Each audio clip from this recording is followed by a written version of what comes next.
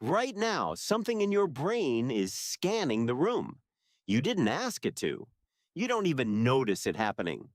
But a part of your nervous system that is older than language, older than fire, older than anything you would recognize as human, is quietly running a threat check on everything around you. It has been doing this your entire life. And for most of human history, it was the only reason your ancestors made it to morning. Here is the problem. That system was built for a world that no longer exists.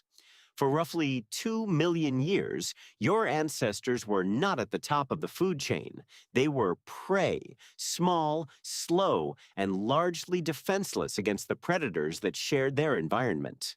Saber-toothed cats, giant hyenas, short-faced bears the size of small cars.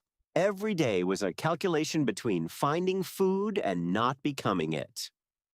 Arne Oman, a neuroscientist at the Karolinska Institute in Sweden, spent decades studying what he called the evolved fear module. His research showed that the human brain processes threat-related stimuli, specifically snakes, spiders, and angry faces, faster than it processes anything else. Not because those things are always dangerous today, because for hundreds of thousands of years, the ancestors who spotted them first were the ones who survived long enough to have children. You inherited their nervous system, every single reflex in it. That is why your heart rate spikes when you hear an unexpected sound in the dark. That is why you flinch at movement in your peripheral vision. That is why a horror movie can make your palms sweat even though you are sitting safely on a couch and your conscious mind knows with complete certainty that nothing is coming for you. Your brain does not care what your conscious mind knows. It cares what kept your ancestors alive. Joseph Ledoux, a neuroscientist at New York University, mapped what he called the low road of fear processing. When your senses detect a potential threat, a signal fires directly to the amygdala, the brain's alarm center, before it reaches your cortex, the part of you that thinks and reasons. Your body is already responding, muscles tensing, pupils dilating, heart accelerating, before you have consciously registered what you saw. The thinking part of you arrives late to every threat. The ancient part moved first. This was not a design flaw. This was the entire point. A half-second advantage was the difference between escaping a predator and becoming its meal. The ancestors who thought carefully before reacting are not your ancestors. The ones who flinched first, asked questions later, are. But here is where it gets complicated. That same hair trigger system is now firing in a world with almost no predators.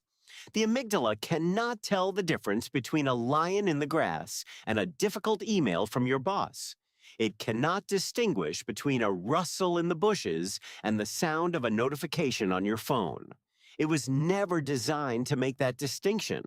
It was designed to react first and sort it out later, in a world where sorting it out later meant you were still alive.